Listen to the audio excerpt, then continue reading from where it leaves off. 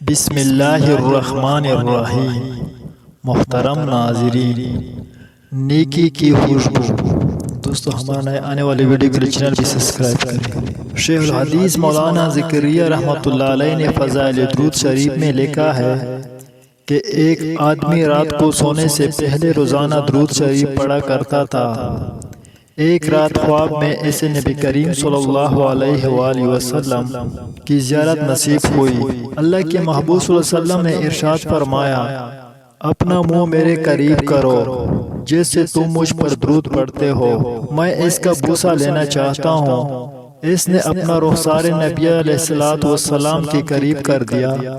چنانچہ اللہ کے محبوب نے اس کے چہرے کا بوسہ لیا اور اس کی آنکھیں کھل گئی۔ جیسی ہی آنکھیں کھلی، پورا گھر مشک کی خوشبو سے مہک رہا تھا۔ اس کے بعد 8 دن تک اس کے رخسار سے مشک کی خوشبو آتی رہی۔